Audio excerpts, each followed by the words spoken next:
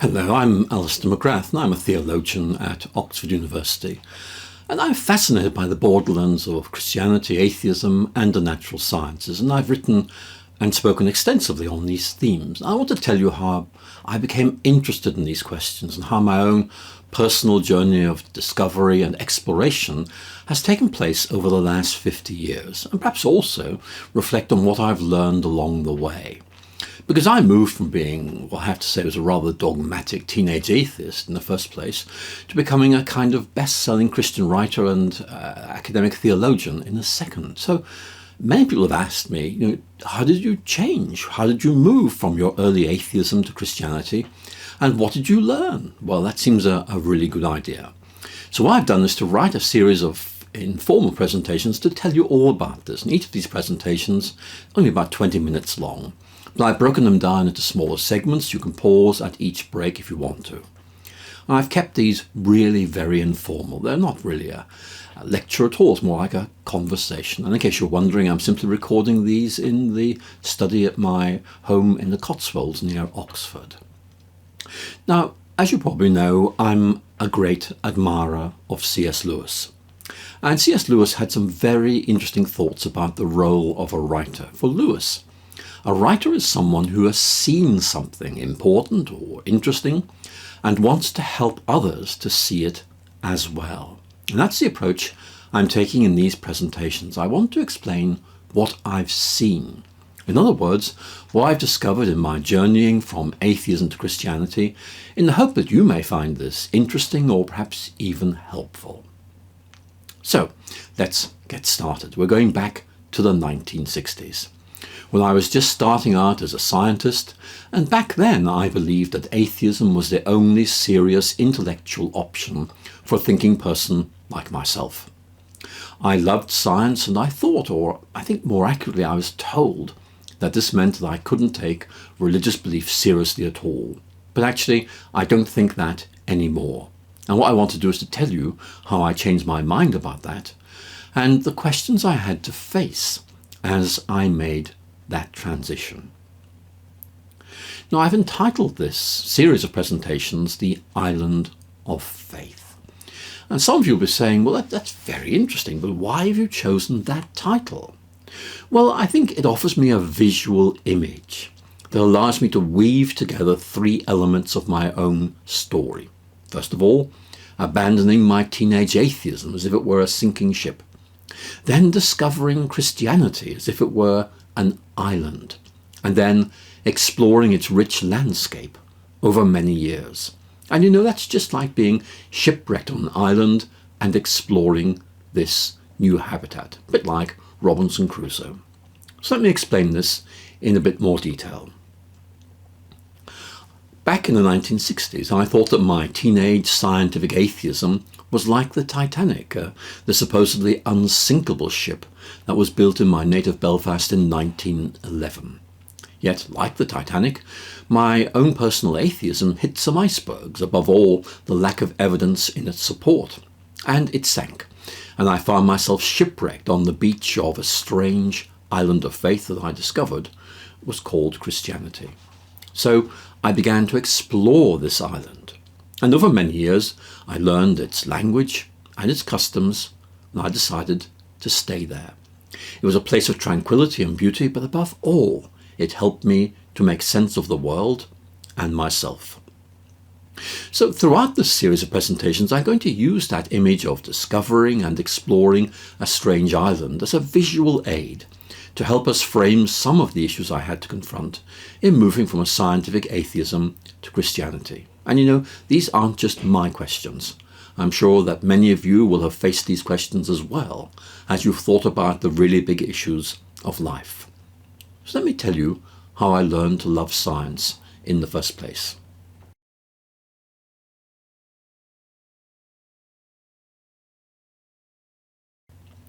I studied sciences at university partly out of a sense of delight and fascination, but also, I think, a deep sense of intellectual inquisitiveness. It was really like scratching the surface of something that was very deep and mysterious, something that, if you like, seemed to point beyond itself. When I was about 10 years old, I very often found myself experiencing a feeling of awe and wonder amid the solemn stillness of a star-studded night sky. And in fact, I built myself a little telescope so I could see the stars and planets more clearly. And it was very, very impressive and moving. And those stars seemed to point to something deep and profound, as if they were a window to an unknown beyond. But what? I think it was a bit like looking through a dark window, not being able to see what lay beyond clearly, yet being able to see enough to know that there was something there that was really worth pursuing. I felt as if I was standing on the threshold of some new world which tantalizingly lay beyond my grasp. I came across this woodcut, which I was told it was dated from the Middle Ages, actually it's late 19th century. Have a look at it, because it depicts someone who is rooted in the everyday world of experience, who's able to kind of way go behind it and discern the deeper structures that lay behind it. And I found that woodcut intriguing. Might nature be a gateway to a yet more wonderful world about which I knew nothing at the present moment? And I had similar experiences of standing on the brink of something significant that lay beyond me when I was reading novels such as The Coral Island, or even when examining my father's collection of postage stamps, which he began back in the 1930s. And these postage stamps bore the names of unknown realms that seemed to exude intrigue and mystery. Places like Bermuda, the Cayman Islands, and Fiji. Now, I had never been to these places, but they evoked a sense of longing. They became windows to a wider and richer world that lay beyond the realm of what I knew. They were, if you like, rather like signposts to undiscovered realms. Yes, they were really there, but I had never encountered or experienced them. They lay beyond the far horizon of my world. And the stamps certainly pointed to those strange realms, but they couldn't take me there. Now, I find that very interesting in thinking about the meaning of the world. The philosopher of science, Michael Polanyi, once argued that, and I quote, "The pursuit of discovery is guided by sensing the presence of a hidden reality toward which our clues are pointing." Now, I felt that when I was young. There seemed to be something behind the beauty of our world. There had to be some sort of hidden reality towards which our clues were pointing. And I hadn't read Polanyi at that stage, but his language would have made sense to me. Because in my early teens, before I became a rather hardened atheist, I had a sense of nature pointing beyond itself, being part of something bigger and more wonderful that it certainly pointed towards, but it didn't disclose it fully. But then all of that I left behind me. I decided to embrace atheism. Quite frankly, I just shut down this line of thought because I thought it would take me nowhere. I prematurely concluded that the natural sciences inevitably and necessarily led to atheism. There was nothing beyond nature. What nature disclosed was all that you got. What you see is what you get. So basically, I just shut down all my questioning about what the world was all about. I took the view that the more we understood about how our world functioned, the more pointless it seemed to be. So as an atheist teenager, I took the view that science could answer all of our big questions about life. It gave us reliable and certain answers. Science made philosophy, ethics, and religion completely redundant, precisely because it could answer all our big questions. Now, looking back on those days, I have to concede this was a very superficial judgment on my part. I can see now that most natural scientists actually adopt implicit philosophies and ethical values. They're not actually scientific, but some people tend to treat them as being self-evidently true and hence not requiring any proof or demonstration.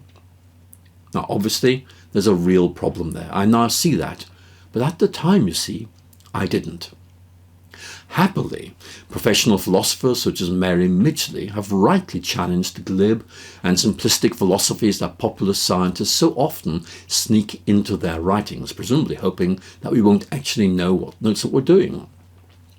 While telling us that science makes philosophy redundant, Midgley points out that these scientific popularizers often simply smuggle in their own rather amateurish philosophies which simply don't stand up to critical examination. Now today, I can see that Midgley is right, and I share her irritation at the intellectual overreach of some popular scientists like, for example, Richard Dawkins. But back in the 1960s, when I was growing up, I believed that science was the only intellectual authority, the only source of reliable knowledge. And clearly I need to explain why I changed my mind, and I will throughout these presentations.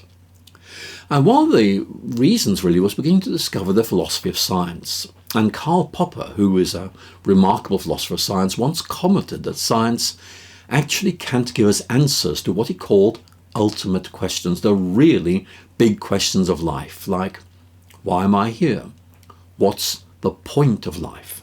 And I have no doubt that science can identify the mechanisms that underlie life.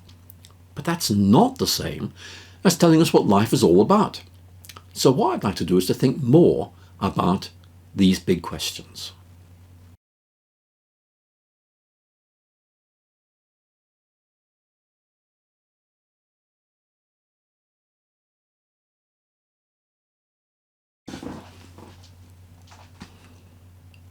One of my scientific heroes is Sir Peter Medawar, a British scientist who won the Nobel Prize for Medicine some years ago. Now, Medawar was a brilliant scientific communicator who knew a lot more about the philosophy of science than most active scientists. Now, I need to say that Medawar wasn't a religious man at all. In fact, I think it would probably be fair to describe him as being a rationalist with a distaste for many aspects of religion. Yet, in his final publication, a book entitled The Limits of Science, he reflected on the kind of questions raised by Karl Popper. And Medawar insisted that science was, and I quote, incomparably the most successful enterprise that human beings have ever engaged upon. But he drew a very sharp distinction about questions about how the universe worked and what he called transcendent questions. He meant by that something very similar to Karl Popper's idea of ultimate questions. So let's look at what Medawar meant by transcendent questions. And in this book, The Limits of Science, Medawar explains that he's referring to, and I quote, questions that science cannot answer, and that no conceivable advance of science would empower it to answer. So what sort of questions does he have in mind? Well, what are we all here for? What is the point of living? And Medawar makes the point these are good questions, they're actually important questions that really matter to most people, but they are not scientific questions. And so for Medawar, this means they cannot be answered by the scientific method. Science cannot answer them now, and more than that, it would not be able to answer them in the future either. And Medawar is very clear that this does not mean that these are non-questions or pseudo-questions. It means they are real questions, they are big questions. But they are questions which lie beyond the scope of the sciences to answer. Now, I think Medawar is right. These really deep and important questions remain at the heart of human reflection. What are we here for? What is the point of living? Now, these are big questions, they're important questions, and I think we are right to be suspicious of very slick and easy answers that sometimes people give to these deep and significant questions. But here's the point. Inadequate answers to those questions do not invalidate the deep questions that prompted them. They remain on the table as powerful as ever. So let me tell you about the answer that I found to these big questions, which I have to say came as something as a surprise to me.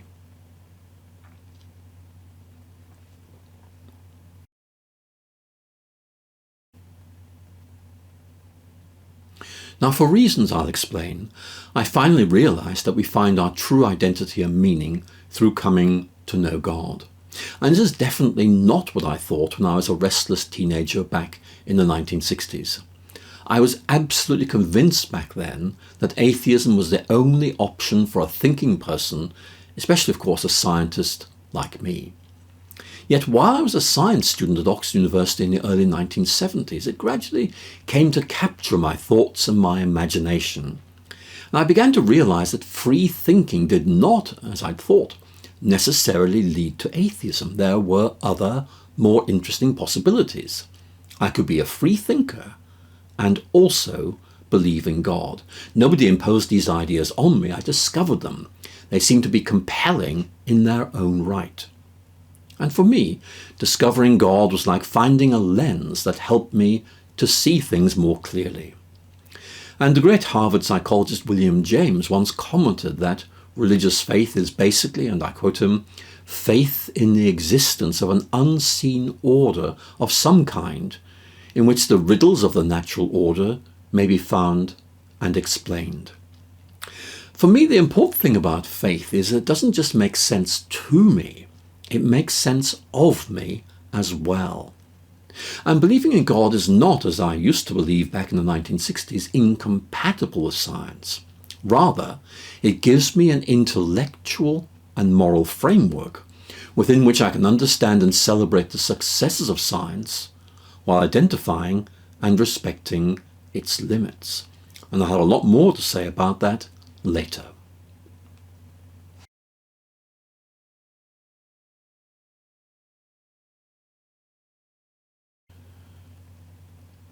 So let me end this introductory presentation by reflecting a little on Isaac Newton, who is one of the most significant contributors to the scientific revolution. And Newton stood at the forefront of a new understanding of nature, a scientific understanding of nature. Yet for Newton, what could be seen of nature was a pointer to something deeper, which lay beyond it, which was signposted by what could be seen, but which was not identical with what could be seen. And he wrote these words towards the end of his life. Let me read them to you. I think you'll find them very interesting. I seem to have been only like a boy, playing on the seashore, and diverting myself in now and then finding a smoother pebble or a prettier shell than ordinary, whilst the whole ocean of truth lay all undiscovered before me. And you know, that ocean is still there. Its unplumbed depths inviting us to go deeper and to go further. We may indeed be on the beach of a beautiful island, happily exploring its pebbles and shells, but failing to go beyond what we see on its surface. And you know, we need to go deeper to see what's beneath the surface. This series of presentations really is about my own attempts to make sense of the world, and it will tell of how I discovered this island of faith, how I explored it and settled down on it. And it's turned out to be an exhilarating journey of discovery, and I hope to share some of my insights in this series. And I'll also tell you about another journey I made. It's a journey away from my early belief you could only believe what could be proved to be true. I've had to learn to live with uncertainty about really important questions, such as the existence of God and the meaning of life. You just can't prove these things. But you know, you can still trust them. But most of all, I think I want to make you want to visit this island. So I want to tell you what to look out for and why it's so interesting. And in the next presentation, I'll begin to open up these questions a little more and explain some of my intellectual moves. I'll begin by telling you how I came to love science as a teenager and how that led me to become a scientific atheist. So thank you so much for listening, and I hope to speak to you again very soon.